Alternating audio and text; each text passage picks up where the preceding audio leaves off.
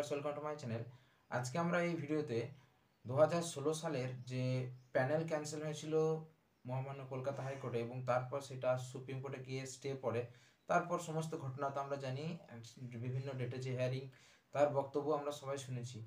তো আলটিমেটলি এখানে কিন্তু যে স্কুল সার্ভিস কমিশনকে কিন্তু মানে একটা দায়বদ্ধ তারা যে কতগুলো যোগ্য এবং অযোগ্য, এই ব্যাপারটা কিন্তু তারা কোনোভাবেই কিন্তু ক্লিয়ার করতে পারছিল না। এতদিন পর্যন্ত যে হিয়ারিংগুলো আমরা দেখেছি সেখানে কিন্তু যোগ্য কতগুলো অযোগ্য এই নিয়ে কিন্তু কোনো একদম নিট অ্যান্ড ক্লিন ক্লারিফিকেশন কিন্তু এসএসসির তরফ থেকে আসছিল না।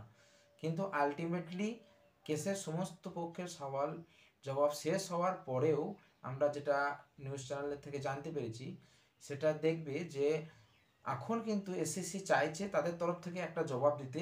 তারা চাইছে মানে তাদের তরফ থেকে কতগুলো যোগ্য অযোগ্য এরকম একটা লিস্ট তাদের তরফ থেকে দিতে, এবং সেখানে যেটা বলা হয়েছে তাদের মানে হিসাব অনুযায়ী 5303 জন মতন কিন্তু এখানে অযোগ্য আছে। যদিও সেই তথ্যের এসএসসি যেগুলো ক্যান্ডিডেটকে অযোগ্য বলছে সেই বিষয়ে কিন্তু তার অপরপক্ষে যে সমস্ত উকিলরা আছে তার সেই তথ্যের উপর কিন্তু তারা সন্দেহ প্রকাশ করছেন, এবং তারা বলেছে এর পরেও কিন্তু এসএসসি যে তথ্য দিয়েছে সেই তথ্যর পরেও কিন্তু অনেক ফাঁক থেকে যেতে পারে। ঠিক আছে, অনেক ফাঁক থেকে যেতে পারে।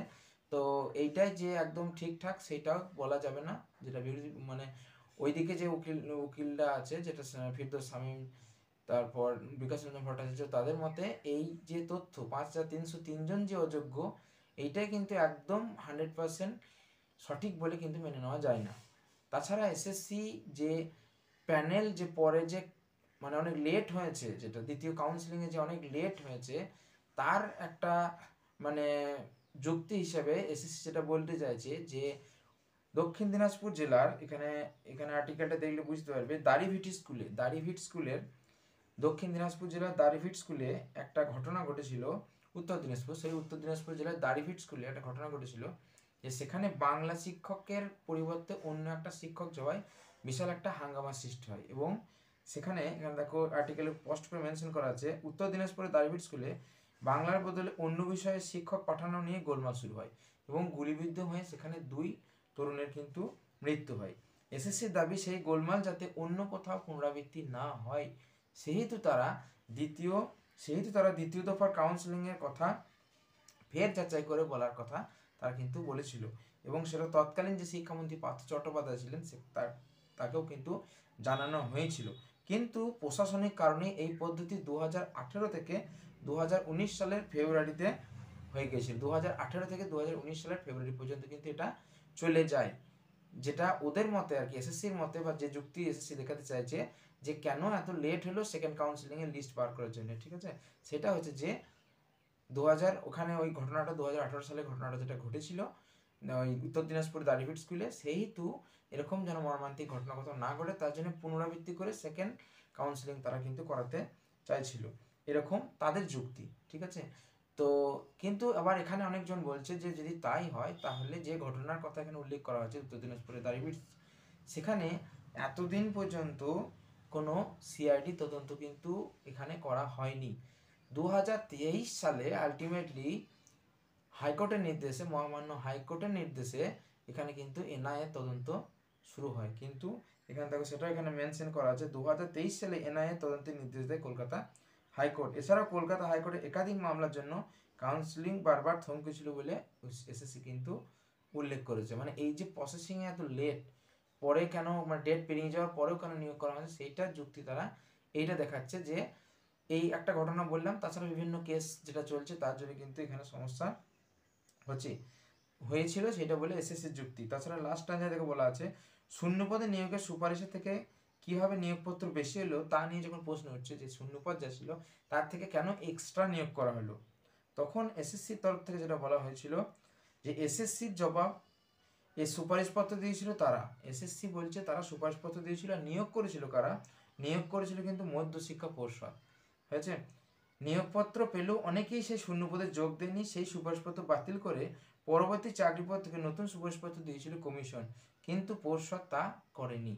বোঝা গেল কি বলছে, যে এখানে মানে নিয়োগপত্র যে শূন্যপদের গরমিল চলছে, যে শূন্যপদ ছিল তার থেকে বেশি কিন্তু এখানে নিয়োগ হয়েছিল। কিন্তু এর জবাবে এসএসসি যেটা সাফাই দিচ্ছে সেটা বলছে যে এসএসসি সুপারিশপত্র দিয়েছিল কিন্তু নিয়োগ করেছিল কি মধ্যশিক্ষা পর্ষদ। এবার অনেকে কিন্তু সুপারিশপত্র পাওয়ার পর কিন্তু তারা নিয়োগ করেনি, কোনো কারণে হতে পারে, অন্য কোনো জব পেল বা কিছু, নিয়োগ হয়নি, কিন্তু তখন তাদের সুপারিশপত্র বাতিল করে নতুন সুপারিশপত্র দিয়েছিল তারা কমিশনের তরফ থেকে, কিন্তু পর্ষদ কিন্তু সেটা আর বাতিল করেনি বা কোনো একটা কিছু সমস্যা হয়েছে যার জন্য কিন্তু এই গভর্নমেন্টটা হয়েছে। যদিও আইনজীবী সুদীপ্ত দাশগুপ্তের বক্তব্য যে এটা যারা আর কি বঞ্চিত চাকরি প্রার্থী তাদের পক্ষে যে উকিল আছে সুদীপ্ত দাশগুপ্ত, তার বক্তব্য হচ্ছে যে ওনার বক্তব্য যে কমিশন যে যুক্তি দিচ্ছে যে আগের সুপারিশপত্র বাতিল করে নতুন সুপারিশপত্র দিল, সেই একই যুক্তিতে পর্ষদের আগের নিয়োগপত্র বাতিল করে নতুন নিয়োগপত্র কেন দেওয়া উচিত ছিল না? তাহলে তা কেন হলো না, তাই না? ওরা যেটা বলতে চাইছে যে যা ভ্যাকেন্সি তার থেকে এক্সট্রা নিয়োগ হয়ে গেছে, ঠিক আছে, নো প্রবলেম, কিন্তু তাহলে এসএসসি যে সুপারিশপত্র দিয়েছিল সেই সুপারিশপত্র যখন তারা বলছে কোনো কারণে চাকরি প্রার্থী নিয়োগ নেয় সুপারিশপত্র ক্যান্সেল করেছে, কিন্তু ওইদিকে ওইদিকে কিন্তু তাহলে পর্ষদ কেন সেই একই কারণে নিয়োগপত্রটা বাতিল করলো না, তাই না? নিয়োগপত্র বাতিল যেহেতু করেনি সেহেতু নিয়োগের দিক থেকে ওইদিকে কিন্তু এক্সট্রা হয়ে গেছে, কিন্তু তাহলে এখানে কিন্তু এই গরমিল কেন হচ্ছে? এরকম অনেক তো আমরা তো শুনেছি, অনেক এখানে অনেক সমস্যা তো আছেই, অবশ্যই অনেক সমস্যা আছে। সুপ্রিম কোর্টের প্রধান বিচারপতিও এখানে কিন্তু সন্দেহ প্রকাশ করেছেন যে এই পুরো প্যানেল সম্পর্কে অনেক অনেক সমস্যা আছে, ঠিক আছে। তো এবার এই এসএসসির যে যুক্তি, এসএসসি নিজের কিছু যুক্তি এখানে খাড়া করেছে যে কেন এক্সট্রা নিয়োগ মানে ভ্যাকেন্সি থেকে এক্সট্রা নিয়োগ হয়ে গেছে, কেন ডেট পিছিয়ে গিয়েছে, পিছানোর পরেও তারপর নিয়োগ হয়েছে, এই সমস্ত কিছু। এবং তাদের মতে এখানে কিন্তু একটা লিস্ট ওরা ওদের তরফ থেকে দিয়েছে যেখানে বলা হয়েছে 5,303 জন কিন্তু অযোগ্য ক্যান্ডিডেট হিসেবে এখানে ওরা মেনশন করেছে। তার মধ্যে এখানে দেখতে পারো মোট 463 জন আছে। মেধা তালিকার টপকে যারা নিয়োগ হয়েছে সেখানে আছে 463 জন। প্যানেলের বাইরে থেকে যারা এক্সট্রা নিয়োগ হয়েছে সেটা হচ্ছে 749, যেটার কথা বলা হয়েছিল প্যানেলের বাইরে থেকে নিয়োগ যেটা হয়েছে। উত্তরপত্রের গড়মিলের কথা আমরা শুনেছি যে হয়তো ব্ল্যাঙ্ক ওয়েমার কিন্তু সে অনেক মার্কস পেয়ে গেছে, এরকম উত্তরপত্রে গোলমালের জন্য বাদ যাবে 4,091, মানে অযোগ্য প্রার্থী যেটা এসএসসির হিসাব আর কি, তাহলে টোটাল হিসাব করলে এখানে 5,303 জন কিন্তু তাদের হিসাবে অযোগ্য, আর বাকি যে থাকলো 20,000 সামথিং বা 21,000 তারা যোগ্য বলে এসএসসি মনে করছে। এবার কোর্ট কি মনে করবে সেটা তো নেক্সট যেদিন আমাদের হিয়ারিং থাকবে সেদিন আমরা জানতে পারবো। তো আজকে ভিডিও অবধি, ধন্যবাদ।